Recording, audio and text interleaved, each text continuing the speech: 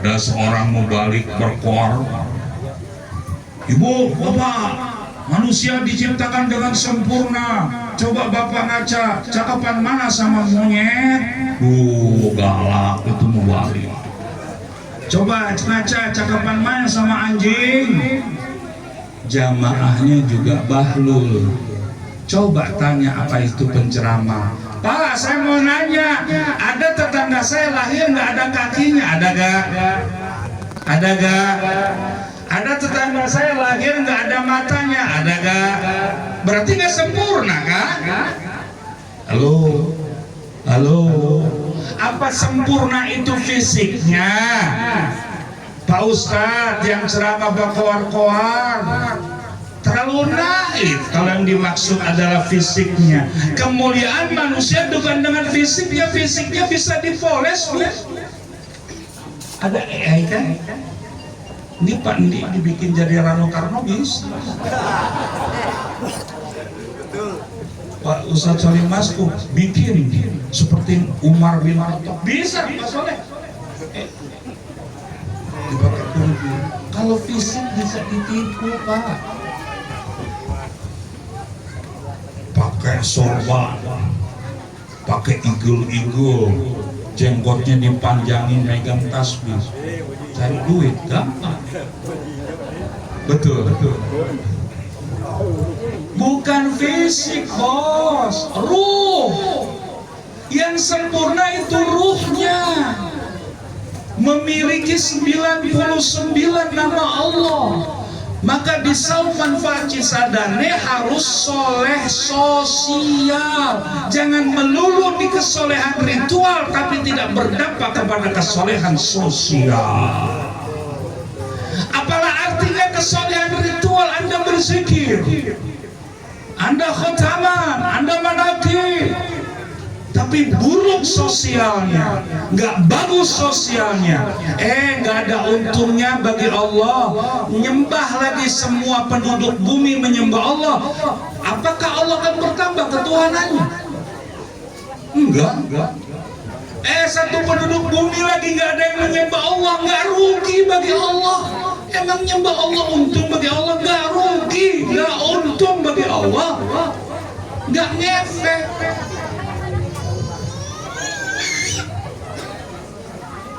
Sehingga kesolehan ritual itu harus membentuk kesolehan sosial.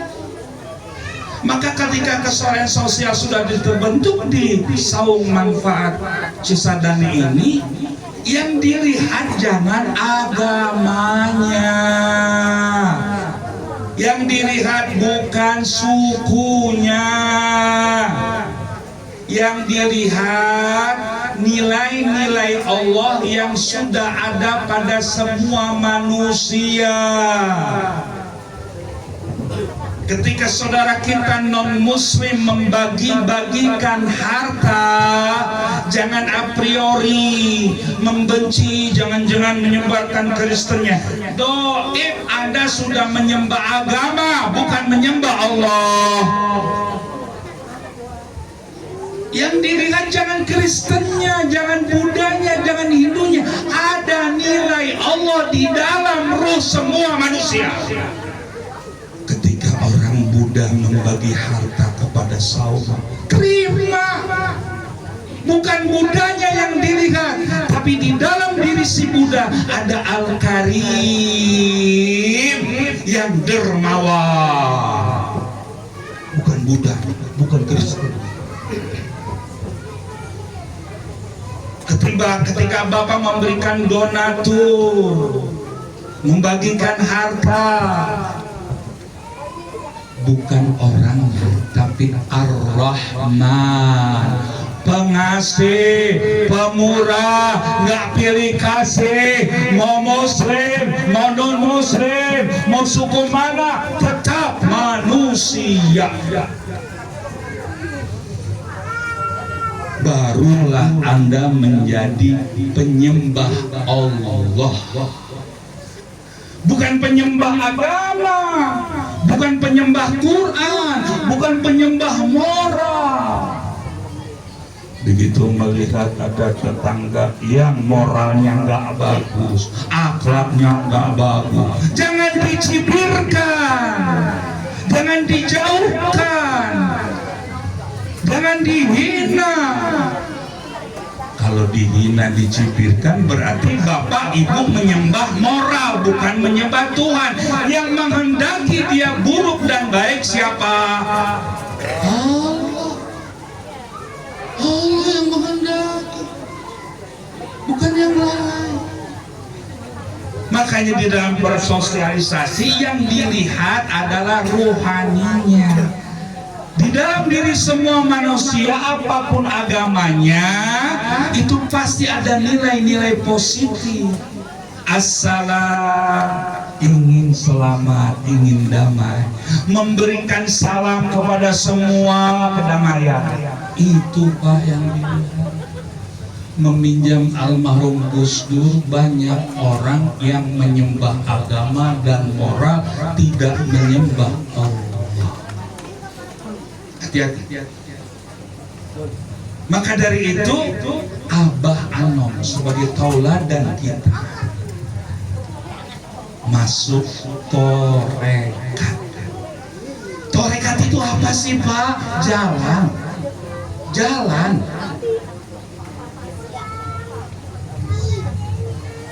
Sayyiduna Ali minta kepada Rasulullah, "Dulani ala aqrabit turuki ilallah wa ashalu ala ibadi wa abdullah indallah." Inilah kisahnya sama dengan Syekh Abdul Qadir Jailani. Sayyiduna Ali bilang, "Ya Rasulullah, tunjuki aku jalan agar cepat sampainya ke Allah, mudah dikerjakannya, besar pahalanya." Orang dagang enak gitu, cepat larisnya, gampang dagangannya, untungnya seabrek-abrek. Enak kan? Rasulullah bilang, "Oh, kalau kamu mau cepat sampainya ke Allah, mudah dikerjakannya, besar pahalanya, ya udah dawamkan zikir la ilaha illallah." Jangan diedit Pak Kiai, ada tulisannya. Takut sama jamaahnya. Kiai diedit, ada tulisannya. Kaifa adkur. Bagaimana caranya aku berzikir? Segala sesuatu kan ada cara. Ya kan?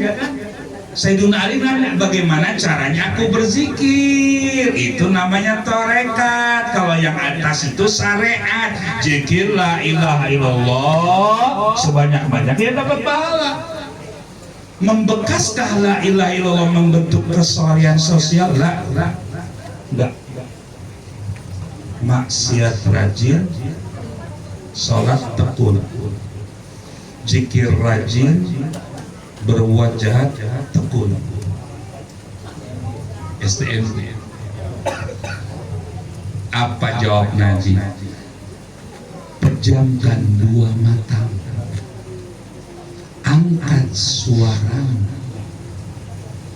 Wa kana Aliyun ra'an Nabiyya sallallahu alaihi wasallam mughammidan 'aina wa rafi'an sauta. Nabi nyuruh Sayyiduna Ali pejamkan mata. Jadi ajaran zikir pejamkan mata bukan dari Suryalaya, dari Rasulullah sampai ke Suralaya. Jadi Abah Anom sampai ke Suralaya itu. Abah Anom Suralaya sampai ke Rasulullah. Jadi ajaran ini ajaran Rasul. Angkat suara. Jadi mengangkat suara dalam berzikir itu ajaran Nabi. Kalau berzikir jangan keras-keras, Tuhan kan nggak budak. Doa jangan keras-keras. Kalau zikir kudu keras, biar setan yang ada di dalam diri kabur, biar setan yang ada di luar diri kabur. Jelas. Syekh Abdul Qadir muda, umur 18 tahun, udah ada tanda kewaliannya. Lagi ngomong ontak ngomong, Abdul Qadir, Tugas kamu di dunia bukan ngurusin onta. Ikhwan, tugas di dunia itu bukan melulu nyari duit, bukan melulu dunia. Onta itu simbol diri kita, jasmani kita nih ngomong. Itu onta, maksudnya onta yang ngomong jasmani kita. Bukan nggak boleh cari dunia, harus. Cuman nggak melulu itu saja. Dari melek mata udah mikirin bagaimana dapat rupiah yang banyak. Wow.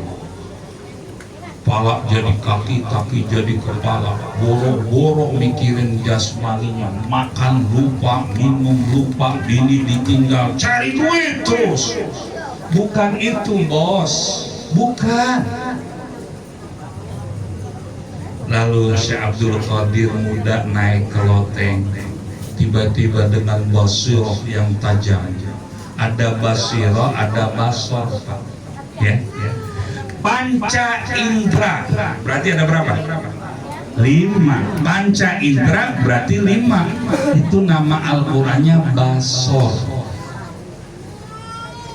Farji'il basara hal tara min futur thumma arji'il basara karrataini yanqalib ilaikal basar khasi'an wa huwa hasib.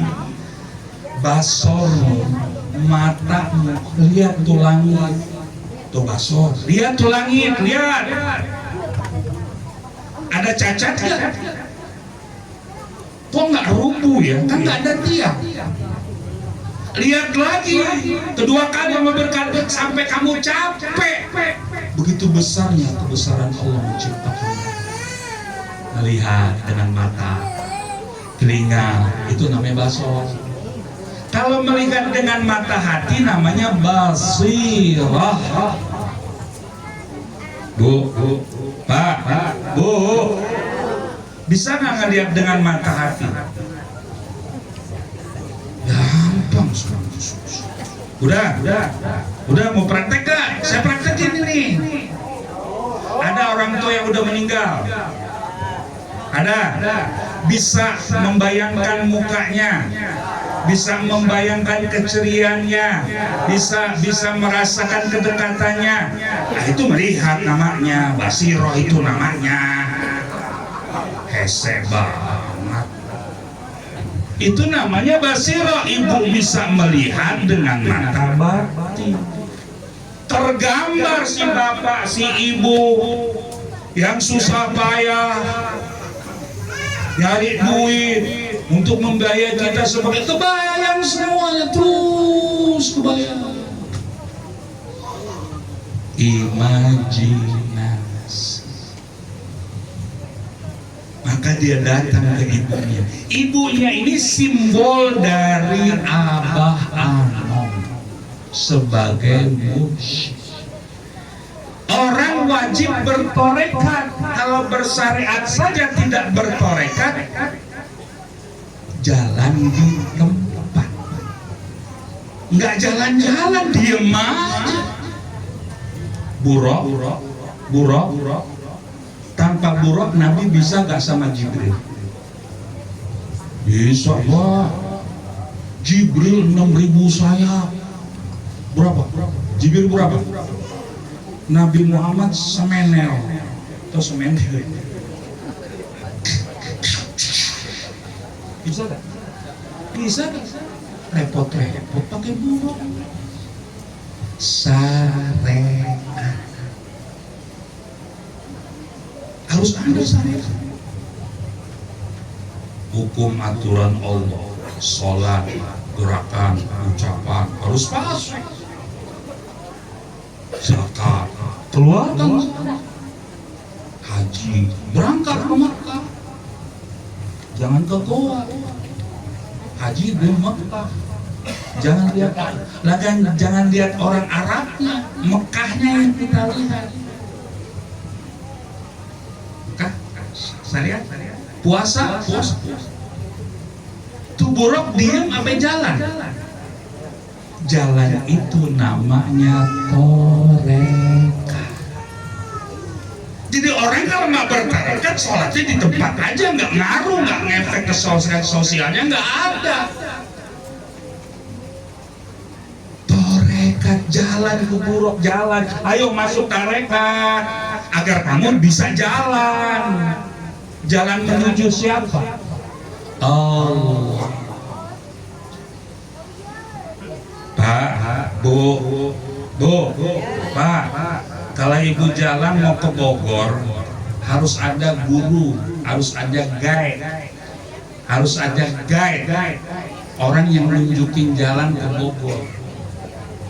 Jelas, map nggak ngefek. Tadi aja ngaco. Ini kok mana aku masuk ke pabrik? Kok mana kita di pabrik? Perasaan gambarnya nggak begini. Ngaco nggak? Berarti butuh seorang yang nunjukin jalan. Orang yang nunjukin jalan itu namanya mursyid. Apa? Ada salah satu wakil talqin, karena dia nggak bisa bahasa Arab, Ustaz Ali Allahyarham udah meninggal. Dia nggak ngerti bahasa Arab, baca Quran aja nggak bisa. Supir Saudi bilang, when aina mursyid, aina mursyid. Dia bengong, kok Abah disebut-sebut? Abah. Orang Arab menyebut guide itu mursyid. Jelas. Dia malah nanya, wah Abah Hamam disebut-sebut. Ya ini orang kalau nggak ngerti bahasa Arab gini. Jangan mentang-mentang yang dari Arab Islam. Gaya, ada tuh selawatan dibaca sama ibu-ibu pengajian.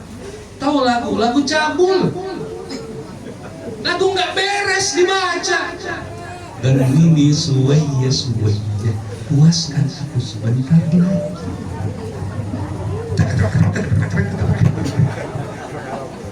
Apa beda? Jangan mentang-mentang dari Arab Islam, enggak, ngaco. Justru Nabi diturunkan di Arab karena moralnya, akhlaknya rusak. Eropa lagi bagus. Andai kata moral Eropa jelek, pasti nabinya orang Eropa. Naik kuda pakai pici koboi. Karena yang nggak beres Arabnya. Apalagi yang namanya di Mekah. Orang Mekah ini punten, maaf, hatinya sekeras cadas. Kenapa orang Mekah begitu keras? Galak, gak ada akhlaknya jelek. Gak pernah dididik Nabi Muhammad. Itu sebuah. Karena Nabi Muhammad begitu dia hijrah ke Madinah, dia gak balik lagi ke Mekah. Dia balik ke Mekah, umroh balik lagi. Jadi orang Mekah nggak pernah dibina, dididik oleh Nabi, maka orang kasar. Jelas. Orang Madinah beda, lembut, halus, karena didikan khusus. Jadi nggak jaminan datang dari Arab. Kenapa orang Arab bajunya gamisnya tuh putih?